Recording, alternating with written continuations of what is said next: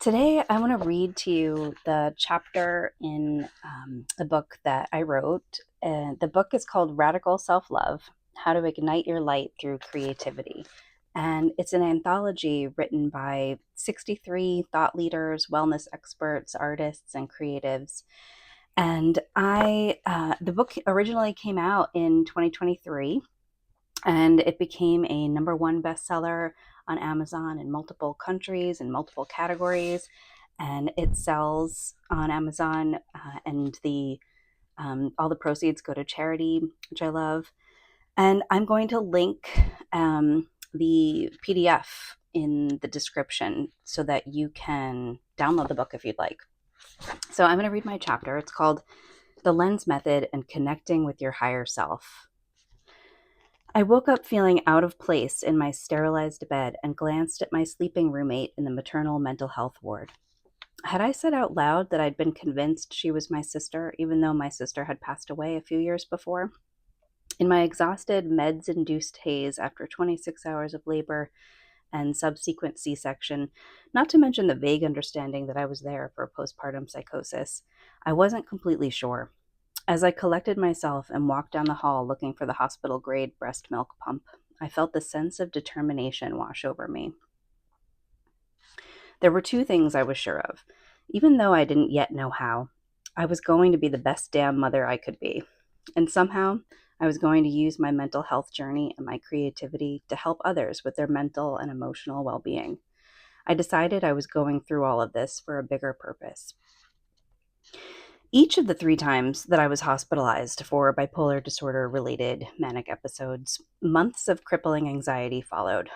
Looking back, I can see that every time it happened, a new brick was laid for the foundation of the lens method. After the first episode, I instinctively knew I needed to reconnect with nature. I already knew that I was a highly sensitive empath and a dedicated photographer, and that I could use these gifts to help my well being. So I began creating a series of photos that symbolized concepts that I wanted to feel more aligned with: grounded, peaceful, beautifully designed, and belonging among the stars in the sky. Through my journey, I've learned that the lens through which we see ourselves affects how we show up in the world and how we experience our life on a profound level. If I want to change the world and my experience of it, I must start by being self-compassionate and loving myself. As a preteen, I knew I wanted to be either a photographer or a psychologist. The word psyche is not just about the mind, it's also about the spirit, the human soul. I learned that embracing radical self love requires the unshakable belief that we are all inherently worthy of love, from ourselves, from others, and from source energy, no matter what we've been through. I am committed to being conscious of my energetic state and knowing that I am so much more than my thoughts, feelings, and past experiences. We're all spiritual beings going through a human experience, and our souls are composed of the energy of unconditional love. Radical self love involves prioritizing how you feel about yourself and directing your thoughts and actions based on the life you envision, rather than being dictated by your current circumstances. So, how do we become a conduit for experiencing more wonder, connection, and joy in this life?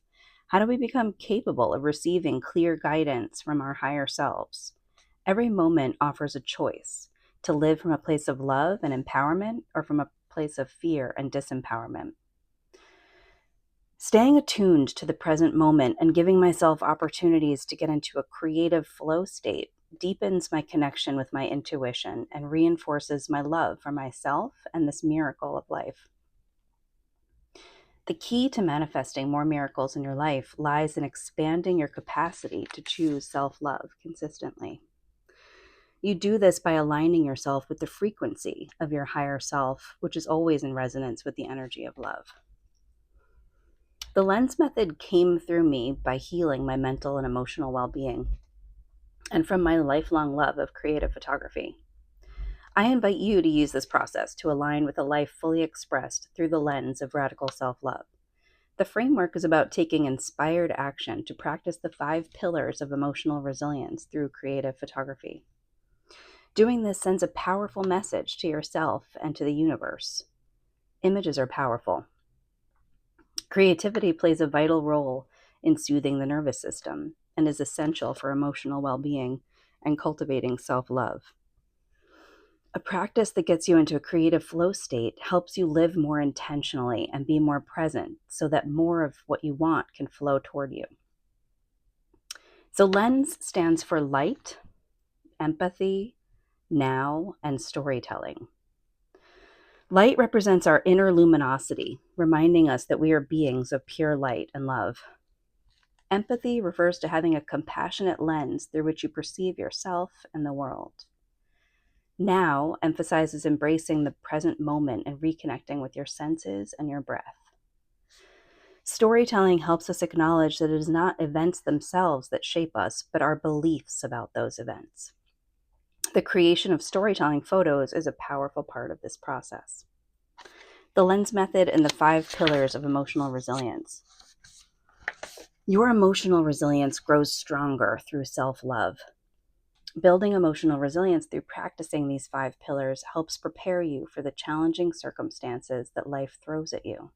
You will be more fully capable of truly feeling your emotions with grace, integrity, and compassion. You can use any camera, including the one on your smartphone. I encourage you to use your phone, actually, because it makes this process easier and even more accessible to do regularly. Your mission is to create a visual journaling practice that intentionally incorporates these 5 pillars of emotional resilience: mindfulness, self-awareness, self-care, positive relationships, and purpose. So in the rest of the chapter, I share some photo story prompt examples that you can do to get started with this process.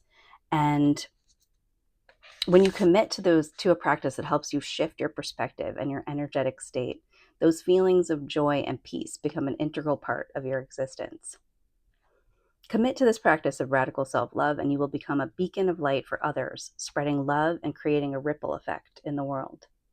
It's time to dial up your inner light and let it shine. You, yes, you, are loved and powerful and a powerfully creative being, and you truly deserve to receive the infinite love that is here for you now.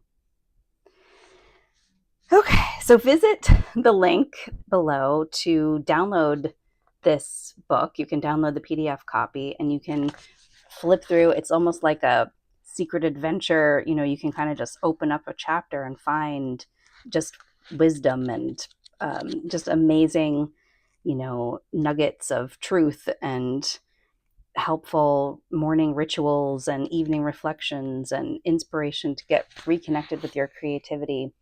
And so I encourage you to read the rest of my chapter. It's on page, I'm chapter 38, and I forget what page it is. 187. So I would love to hear your thoughts about this. Have you ever thought about using the camera on your smartphone as a tool for your well-being? I know that there's a lot of